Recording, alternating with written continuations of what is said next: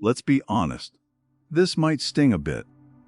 If your father didn't teach you how power really works, you're already behind. Not slightly, not temporarily, significantly. And the worst part, you probably don't even realize it yet. Because you were raised to believe you were doing everything right. Be polite, work hard, be dependable, don't upset people. Sound familiar? But let me ask you something. Has that actually given you leverage in the real world, or just made you easier to use? See, most men weren't raised to lead. They were raised to fit in, to be liked, needed, replaceable. The guy everyone calls when something breaks, but never the one they follow when decisions are made. And here's the uncomfortable truth. The world doesn't reward the man who is always available. It rewards the man who is selective, strategic, controlled, unreadable. Now, I'm not saying your father failed you. He gave you what he knew. But what if what he knew was incomplete? What if he taught you how to survive, but not how to dominate? Because 500 years ago, Niccolò Machiavelli understood something most men today still ignore. Power isn't given to the kind. It's taken by the aware. And today, you're about to see the rules that were never explained to you. The ones that quietly decide who gets respected and who gets overlooked.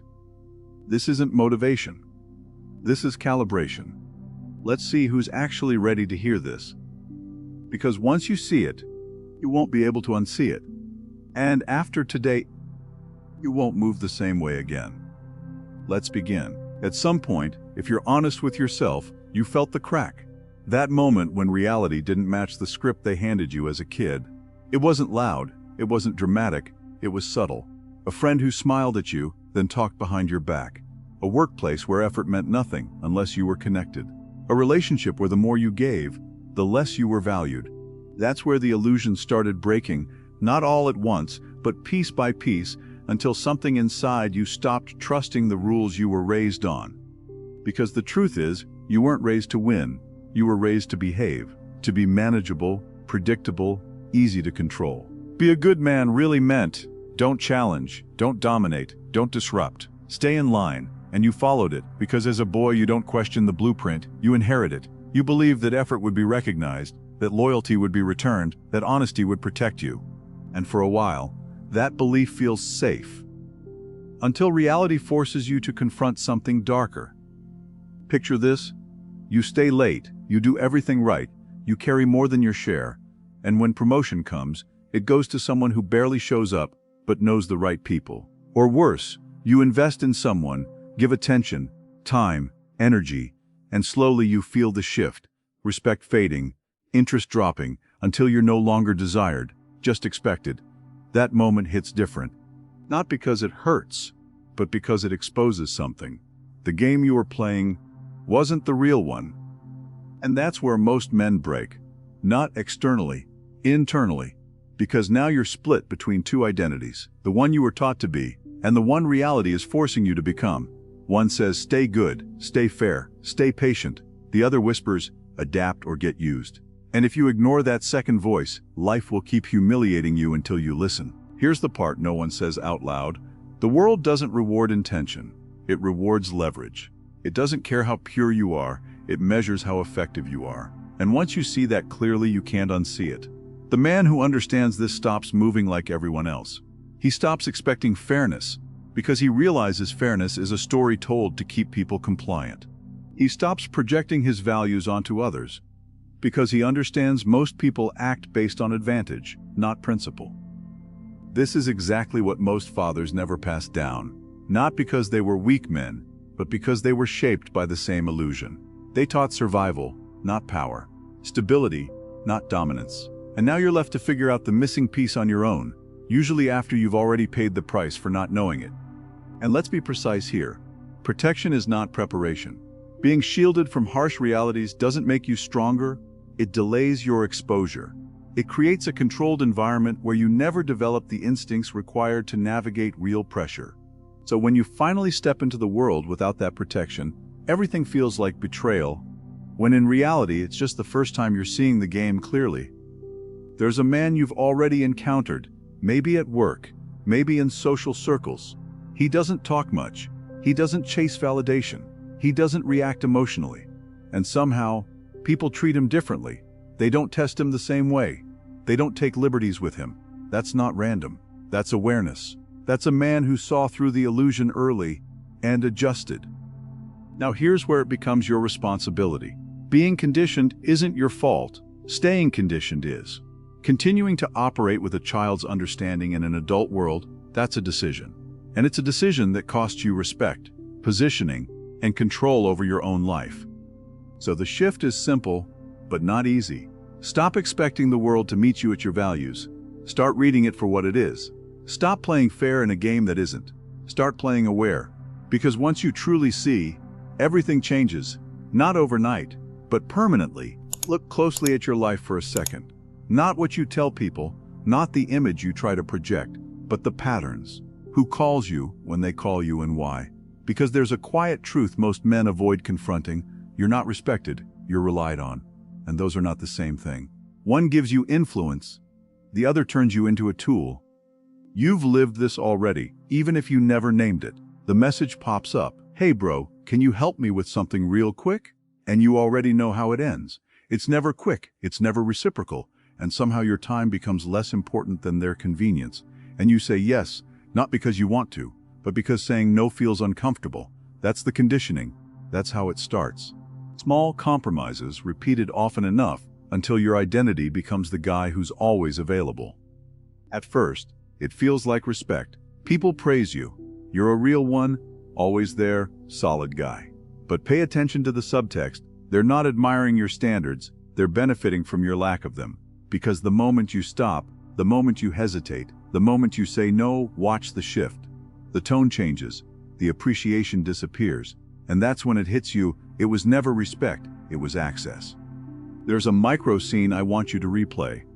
You're busy, focused, finally doing something that matters for your own life, and someone interrupts you with something that could have waited. You feel that internal tension. Part of you wants to protect your time. The other part says, don't be difficult. And most men choose the second voice. That's the exact moment you trade power for approval. Not in a dramatic way, but in a quiet, habitual surrender that compounds over time. Now look at the opposite archetype. The man who doesn't jump when called, who doesn't rearrange his life for other people's convenience. He's not loud about it. He doesn't explain himself. He just operates on his own terms. And people treat him differently. They think twice before asking. They respect his time. They adjust to him.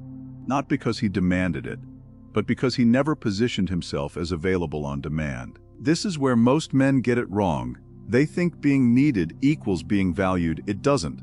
Being needed just means you're useful, and usefulness without boundaries is the fastest way to become invisible in terms of authority. You become background infrastructure, important but replaceable, appreciated but not respected, present but never prioritized. There's a reason the man who fixes everything is rarely the one making decisions. Because when you're always solving other people's problems, you're reinforcing a hierarchy where your role is support, not leadership. And once that role is established, it's hard to break. People don't suddenly wake up and start respecting you differently. They keep interacting with the version of you that you trained them to expect. And here's the uncomfortable layer beneath it. A lot of this isn't about them. It's about you. The need to be seen as reliable, the fear of disappointing people, the subtle addiction to being needed, it keeps you locked in that role. Because as long as you're useful, you feel relevant. But relevance built on dependency is fragile. The moment you stop providing, you disappear. Powerful men understand a different principle. Contribution is a choice, not an obligation. They help when it aligns, not when it's demanded. They give, but with structure. They show up, but on their terms. And that shift alone changes everything, because now access to them is not assumed, it's earned. So the real question isn't whether you're helpful, it's whether your help comes from strength or from the fear of losing approval. Because one builds influence, the other slowly erodes your position without you even noticing. And once you see that clearly, you can't go back to being the same man who answers every call, accepts every request, and sacrifices his own direction just to maintain the illusion of being valued. Pay attention to this, because it's one of the quietest ways men destroy their own value without ever realizing it. The speed at which you make yourself available. Not what you say, not how you look, not even what you do, but how quickly you respond, how easily you can be accessed, how little resistance exists between someone wanting you and actually having you. That's where the shift begins, and that's where most men lose before they even step into the game. You've done it 100 times. Phone lights up, you check instantly. You reply instantly. Doesn't matter if you were working, focused, building something that actually matters, you break your own momentum to be present for someone else's convenience. And in that moment, it feels small, almost insignificant. But stack that behavior over weeks, months, years, and what you've built is a pattern. Not of reliability, of predictability. And predictable men don't hold power, they get managed. There's a micro scene you'll recognize immediately. You send a message, she takes hours to reply, maybe even a full day. You feel it, that tension, that slight irritation mixed with curiosity. Your mind starts filling the gap. What is she doing? Who is she with? Why isn't she responding? That's the effect of scarcity, not because she's necessarily better, but because she's less available. And without realizing it, your attention locks onto her. Now reverse it. You're the one replying instantly, every time, no delay, no friction. There's no tension, no anticipation, no space for curiosity to build. You become predictable, and predictable becomes boring, and boring becomes invisible. That's the part nobody tells you. Over-availability doesn't make you appreciated, it makes you easy to ignore. And it's not just in relationships, it's everywhere.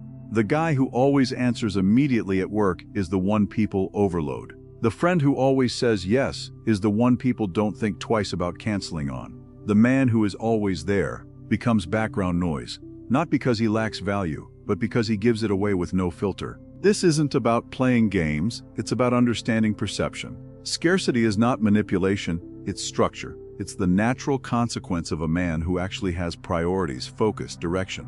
When you're building something real, you're not instantly available, not because you're trying to create intrigue, but because your life has weight, and people feel that even if they can't explain it.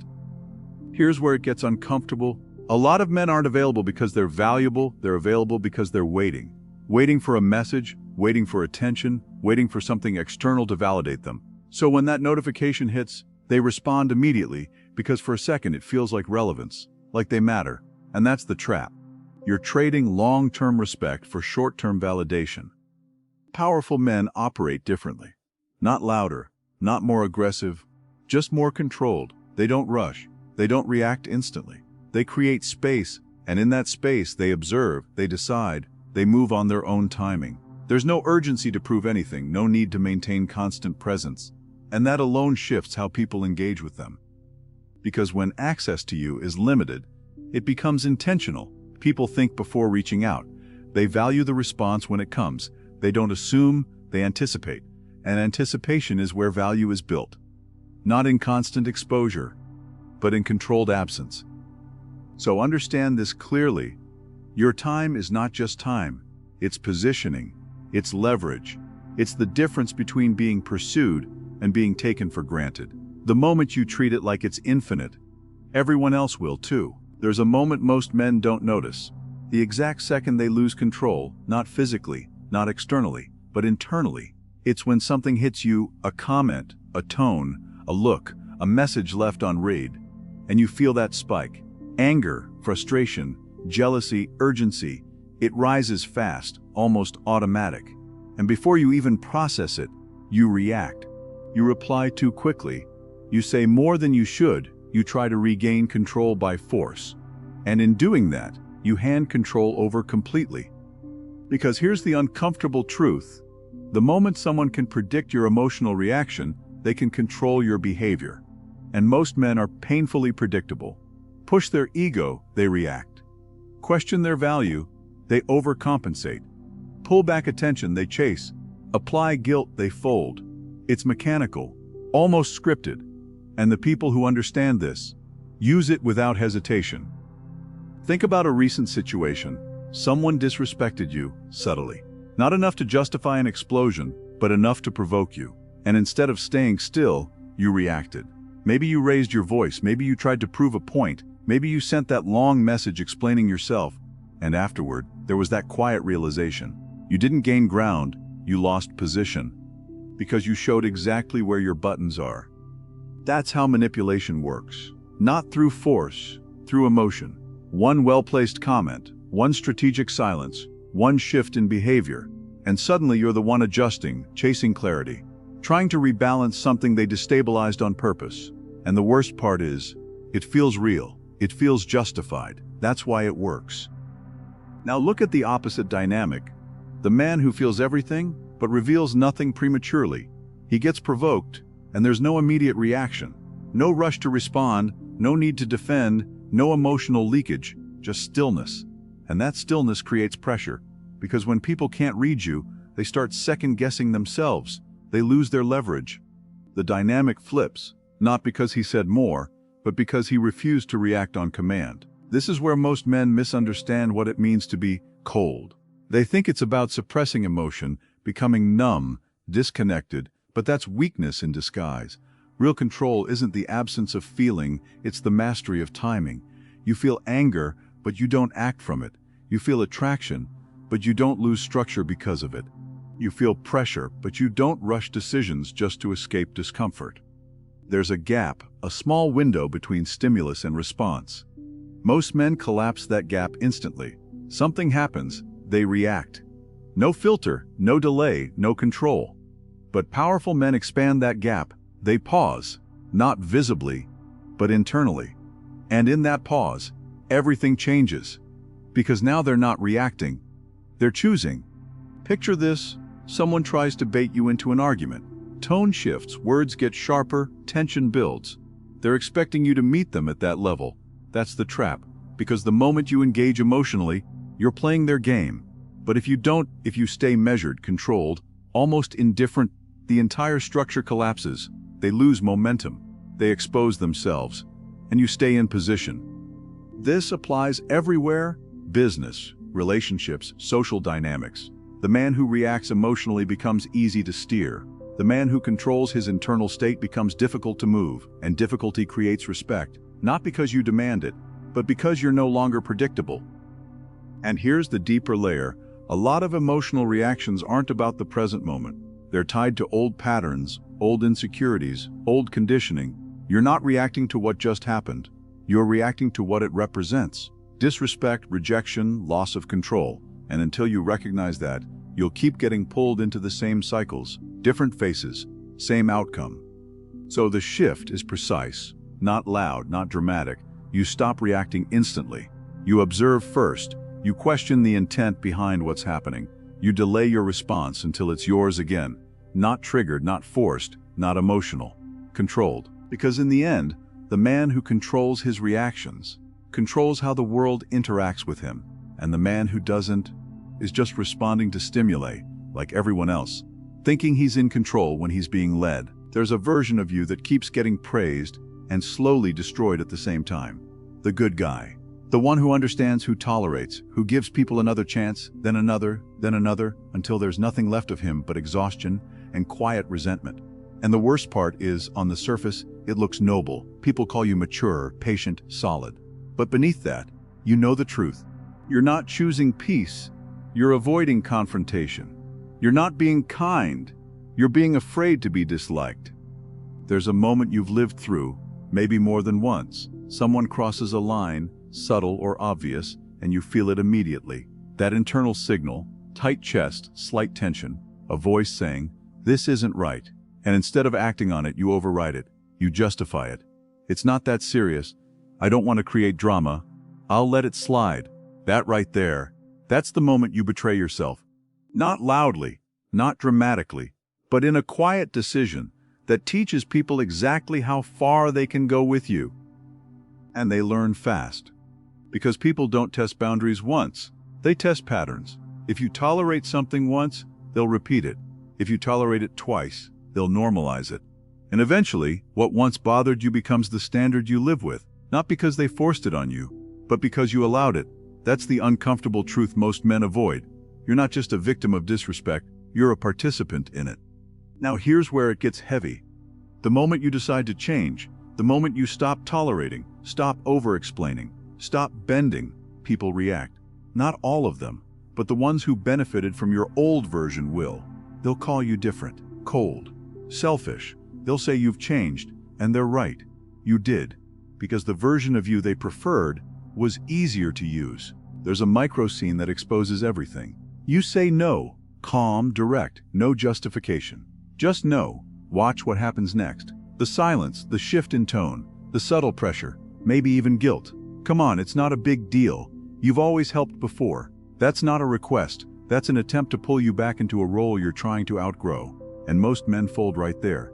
Not because they don't know better, but because they can't handle the discomfort of disappointing someone. That's where necessary cruelty comes in. Not cruelty as in harming others, but cruelty as in refusing to harm yourself just to keep others comfortable. It's the ability to hold your ground even when it creates tension, even when it changes how people see you, even when it costs you connections that were never built on real respect to begin with. Look at the men who actually move forward in life, not the ones who talk about it, but the ones who execute. They make decisions that isolate them. They cut off distractions without ceremony. They walk away from people who drain them, even if there's history, even if there's emotion. And from the outside, it looks harsh. But what most don't see is the alternative. Staying stuck, slowly eroding, sacrificing long-term direction for short-term comfort. And here's the deeper layer. A lot of what you call loyalty is actually fear of starting over. A lot of what you call patience is avoidance of difficult decisions. A lot of what you call being a good man is just reluctance to step into conflict. Strip away the labels, and you start seeing the pattern clearly. Because real self-respect is not soft. It doesn't negotiate with things that damage you. It doesn't ask for permission to set boundaries. It doesn't explain itself to people committed to misunderstanding you. It acts and lets the consequences filter who stays and who goes. You were never meant to carry everyone. You were never meant to maintain every connection. You were never meant to be liked by everyone. That's not strength, that's dilution. And the more you dilute yourself to fit into other people's comfort zones, the further you move away from any form of real power. So at some point, you have to make a decision that feels wrong in the moment, but right in the long run. You choose your path over their expectations, your growth over their comfort, your standards over their approval, and you accept the cost of that decision without flinching. Because the man who refuses to be cruel when necessary ends up being cruel to himself for the rest of his life. If you slow down and really audit your decisions, you'll notice something uncomfortable. Most of them weren't yours. They felt like yours, they looked like yours, but underneath, they were filtered through someone else's approval. What will they think? Will this be accepted? Will this make me look crazy, irresponsible, selfish? And just like that, you adjust. Not once, not twice, constantly. And over time, you don't even realize it anymore. You start calling it being smart, being realistic, when in reality, it's quiet submission. There's a moment that exposes this perfectly. You're about to make a move, something you know would push your life forward, maybe starting something, maybe walking away from something that's been draining you, and before you act, you hesitate. Not because you don't know what to do, but because you're imagining the reactions. Family, friends, people who aren't even living your life, and somehow, their invisible voices start weighing more than your own. That hesitation, that's not logic, that's conditioning. And it's deeper than you think. You were trained early to associate approval with safety. When you did the right thing, you were praised. When you stepped out of line, you were corrected. Over time, your brain learned a simple pattern. Stay within expectations, stay accepted. But what nobody told you is that this same mechanism that kept you safe as a kid will keep you small as a man. Look at the pattern. You delay decisions waiting for reassurance. You soften your ambitions so they sound more acceptable. You choose paths that are easier to explain, rather than paths that actually excite you. And you call it balance. But it's not balance, it's compromise. Not the strategic kind. The silent kind that chips away at your autonomy piece by piece. There's a micro scene you've lived through. You share an idea, something bold, something different, and instead of support, you get hesitation. Doubt disguised as concern. Are you sure that's a good idea? Maybe you should think about it more. And just like that, the energy shifts. You start second-guessing. Not because the idea is wrong, but because it wasn't validated. That's how external control works. Not through force, through influence. Now look at the opposite type of man. He doesn't announce every move. He doesn't ask for opinions before acting. He listens, observes, but ultimately, he decides alone. And that makes people uncomfortable, because a man who doesn't need validation is unpredictable. He can't be steered with approval or controlled with disapproval. And that kind of independence, most people don't know how to deal with it. Here's the part that hits harder. A lot of the people whose approval you seek, you wouldn't trade lives with them. Think about that. You're shaping your decisions around opinions from people who aren't where you want to be, who don't think at the level you want to reach, who aren't carrying the same vision, yet somehow, their voice still has weight in your mind. That's the trap. You're outsourcing authority over your own life. And the cost isn't immediate, it's gradual. Years go by, and you realize you built something that looks stable from the outside, but feels empty on the inside. Not because you failed, but because you never fully chose your own path. You negotiated it. Autonomy doesn't feel comfortable at first. It feels isolating, because when you stop seeking approval, you also lose the constant reassurance that you're doing the right thing. You move without applause, you act without consensus, and that creates a different kind of pressure, internal, not external. But that's where power starts to form, when your decisions come from your own standard, not from a need to be accepted. When you stop performing for an audience and start building for yourself. When you accept that misunderstanding, criticism, even rejection, are not signals to stop, but side effects of moving independently. Because once you truly detach from the need for approval, something shifts permanently. You're no longer waiting. You're no longer asking. You're no longer adjusting yourself to fit expectations that were never designed for you. And that's the moment a man becomes difficult to control, because he finally belongs to himself. Most men don't realize they're killing their own presence long before anything actually ends. Not through betrayal, not through conflict, but through constant exposure. You don't disappear from people's lives because you did something wrong. You disappear because you became too available, too predictable, too easy to access. And the moment there's no friction between someone wanting you and getting you, the value drops quietly, almost invisibly. You've lived this dynamic, just from the other side. Think about the person who isn't always there, the one who takes time, who doesn't reveal everything, who doesn't explain every move. There's tension there, curiosity, attention. You notice them more, not because they're doing more, but because they're giving less. That's how perception works. Scarcity sharpens focus. Overexposure dulls it. Now flip it back to you. You answer everything. You explain everything. You're always reachable, always present, always ready to engage. There's no mystery, no pause, no space for people to wonder about you. And without that space, there's no weight. You become part of the background, not because you lack substance, but because you've made access to yourself effortless. There's a micro scene that exposes this perfectly. You're texting someone, and you're the one carrying the interaction. You initiate, you follow up, you keep it alive. At first, it feels normal. But if you step back, you'll see the pattern. You're maintaining the connection alone, and the moment you stop, it dies. That's not connection, that's dependency. And it's one-sided. This is where most men invert the dynamic without realizing it. They chase clarity, they chase attention, they chase interaction. And in doing so, they position themselves as the one seeking, not the one being sought. And once that frame is set, everything changes. You're no longer the man people adjust to, you're the one adjusting. The deeper issue isn't just availability, it's exposure. Most men reveal too much, too early, to too many people.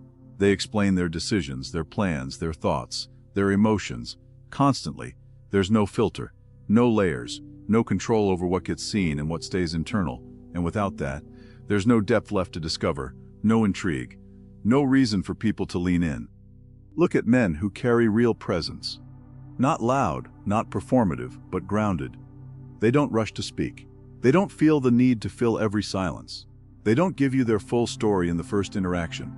There's structure there, boundaries, You don't get full access immediately, and because of that, you pay more attention when they do open up. This isn't about playing games or becoming distant for the sake of it. It's about control. Control over your time, your energy, your attention, your internal world. Because the moment everything about you is accessible, you lose leverage. People don't value what they can have at any time without effort. And here's the part most avoid admitting. A lot of over-availability comes from a need to stay relevant. To make sure you're not forgotten, not ignored, not replaced. So, you keep showing up, keep engaging, keep giving, hoping it maintains your position. But it does the opposite. It lowers it. Powerful men operate with a different understanding. They don't need constant interaction to maintain presence. They don't need to explain themselves to be understood. They don't need to be everywhere to be remembered. Their absence has weight because their presence is not guaranteed. So they choose who gets access, not emotionally, not impulsively, but deliberately. Not everyone gets their time. Not everyone gets their attention. Not everyone gets to see what's behind the surface. And because of that, when they do show up, it matters. Because once everything about you is open, available, exposed, there's nothing left that feels earned. And what isn't earned isn't respected. There's a mistake most men repeat so often it becomes invisible. They talk to prove, to fill space, to avoid being overlooked, and in doing that, they slowly leak power in every interaction. You can hear it if you pay attention. The over-explaining, the justifying, the unnecessary details, the nervous laughter filling gaps that didn't need to be filled. It feels like communication, but it's actually exposure. And the more you expose without control, the less weight your presence carries. You've been in that room before. Someone asks you a simple question, and instead of answering directly, you start layering it. Context, explanations, reassurance, trying to make sure you're understood, accepted, not misjudged. And somewhere in the middle of that, you lose the frame. Because now you're not just answering, you're seeking validation. And people feel that, even if they don't consciously process it. Now contrast that with a different kind of man. Same room, same question. He answers in one sentence, maybe two. Then silence. No rush to elaborate, no urgency to justify, no need to fill the air. And that silence does something most men don't understand. It creates pressure. People lean in, not because he said more, but because he didn't. There's space there, and in that space, attention grows. Silence is uncomfortable for most people, which is exactly why it's powerful. The moment a gap appears in a conversation, most rush to fill it. They talk more, reveal more, sometimes even contradict themselves just to avoid that tension. But the man who can sit in that silence without reacting controls it. Because now everyone else is adjusting to him. There's a micro scene that plays out constantly. You're in a discussion, maybe even a disagreement. The other person raises their tone, tries to pull you into an emotional exchange. And most men follow. They match the energy, escalate, defend, explain. But the man who stays still, who doesn't raise his voice, who doesn't rush to respond, shifts the entire dynamic. Because now the contrast is clear. One is reacting, the other is in control. And control is felt before it's understood. This isn't about being quiet for the sake of it, it's about precision. Speaking when it adds weight, staying silent when it doesn't. Most men dilute their own message because they don't know when to stop. They keep talking past the point of impact, and every extra word reduces the effect of the ones that mattered. There's also something deeper happening. When you talk too much, you give people too much data. Your intentions, your insecurities, your patterns, all exposed.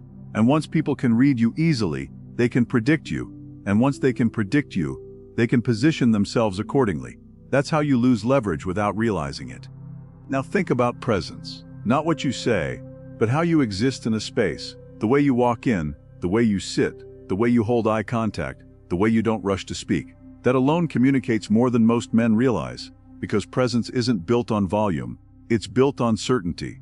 And certainty doesn't need constant expression. There's a reason the most respected man in the room is rarely the loudest. He doesn't compete for attention. Attention finds him. Not because he demands it, but because he doesn't chase it.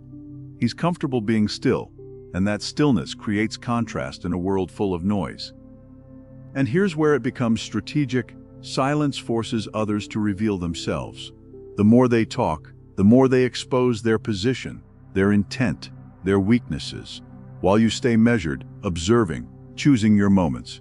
It's not passive, it's calculated. Most men never develop this because they're afraid of being overlooked. They think if they don't speak, they'll disappear. But the opposite happens. When you remove unnecessary noise, what remains carries more weight. So the shift is subtle, but it changes everything. You stop filling gaps just to feel comfortable. You stop explaining yourself to be accepted. You stop reacting instantly just to stay engaged. And in that space you create, your presence starts to speak before you do. There's a type of man most people don't understand. And because they don't understand him, they can't control him. He's not loud, not constantly surrounded, not chasing attention or approval. In fact, if you look at him from the outside, you might even underestimate him. But that's the mistake. Because the real difference isn't what he shows, it's what he doesn't need. Most men are addicted to noise. Not just sound, but presence. Constant messages, constant interaction, constant stimulation. Silence makes them uncomfortable, being alone makes them restless, and that restlessness exposes something they don't want to face. They don't actually feel solid on their own, so they fill the space. People, screens, distractions, anything to avoid sitting with themselves. There's a moment you've experienced but probably ignored. You're alone, no notifications, no conversation, no external input, and suddenly your mind gets louder. Thoughts you've been avoiding start surfacing. Doubts, unfinished decisions, questions about where you're going, and instead of staying there, you reach for something. Your phone, a video, a conversation, anything to escape. That's not coincidence. That's avoidance. Because solitude forces confrontation. Not with the world, with yourself. And most men aren't trained for that.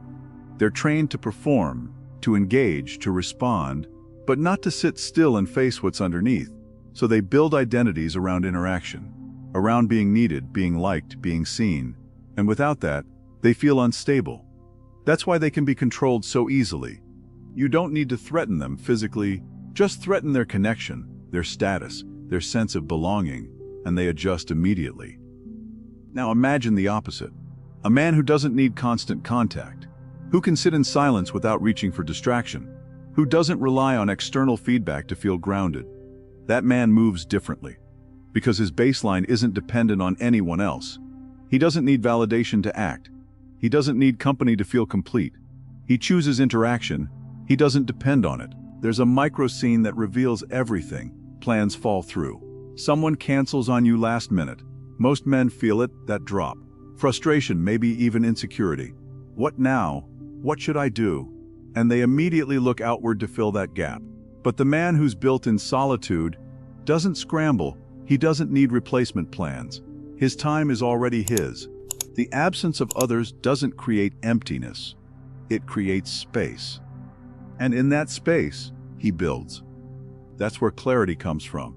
Not in constant conversation, not in endless input, but in isolation. When there's no external voice influencing your direction, no opinions shaping your decisions, no noise distorting your thinking, just you and the reality of your life. That's where real decisions are made, not comfortable ones, but accurate ones.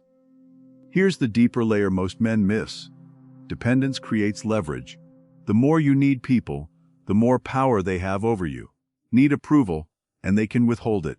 Need connection, and they can pull back. Need validation, and they can control your state. But when those needs are removed, the leverage disappears. That's why solitude isn't weakness. It's preparation. It's where you strip away everything that can be used against you. The need to be liked, the fear of being alone, the discomfort of silence. And what's left is something most people never build: internal stability.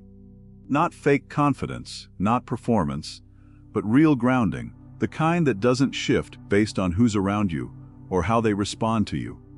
And from that place, everything becomes a choice. Who you spend time with, what you engage in, what you tolerate, none of it comes from need anymore. It comes from alignment. Because the most dangerous man isn't the one who dominates others, it's the one who no longer depends on them. There comes a point where improvement isn't enough, where adding habits, learning skills, trying harder, doesn't change anything because the real problem isn't what you do, it's who you are. And that's the part most men avoid because it's not comfortable, it's not gradual, it's surgical. It requires cutting off parts of yourself that feel familiar, justified, even good, but are keeping you weak. You already know which version of you I'm talking about. The one who says yes when he means no, who overthinks before acting, who tolerates things he shouldn't, who stays quiet to avoid tension, who needs reassurance before making a move. That version feels safe because it's predictable. But it's also the version that's been costing you respect, opportunities, and control over your own life. There's a moment that defines everything, not externally, but internally. It's when you realize that if nothing changes, you're going to stay exactly where you are.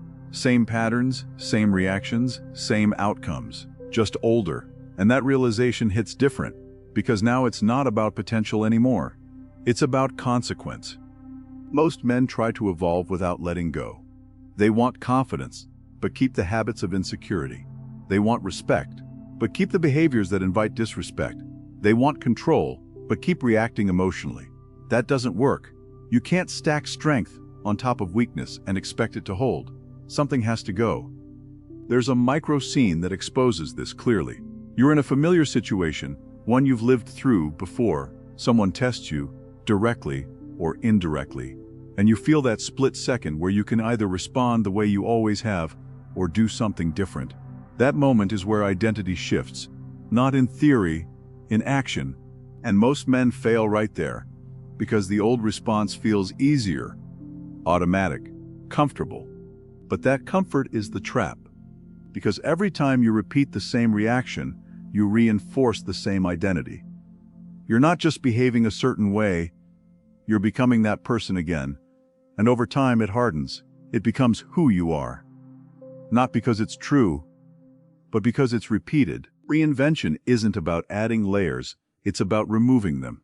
The need for approval, the fear of judgment, the tolerance for disrespect, the habit of explaining yourself, all of it has to be stripped down, not slowly, not when it feels right, but deliberately. You see it, you cut it, you replace it with something aligned with strength. And here's where it gets uncomfortable. People will notice. The ones who knew the old version of you will feel the shift immediately. They'll test you, question you, maybe even push back. Not because you're doing something wrong, but because you're no longer predictable. And unpredictability disrupts the roles they had you in. There's a reason most people never fully change. They don't want to deal with that friction. It's easier to stay consistent in weakness than to face resistance while becoming stronger. But that resistance is the confirmation. It means the shift is real. This isn't about becoming someone fake. It's about removing what was never yours to begin with. The conditioning, the expectations, the patterns you picked up without questioning. What's left after that is closer to who you actually are. Not the version shaped to fit, but the version built to lead. And understand this clearly. Time doesn't wait for you to figure it out. While you hesitate, while you delay, while you keep negotiating with the same patterns, life keeps moving. Opportunities don't pause. People don't stop. The gap between who you are and who you could be either closes through action or widens through inaction. So the decision isn't abstract. It's immediate. The next time you're faced with the same situation, the same trigger, the same choice, you either repeat the old pattern or you break it. And that's how the weak version dies. Not through intention, but through replacement. Because in the end, you don't rise into a new identity. You remove everything that keeps pulling you back into the old one.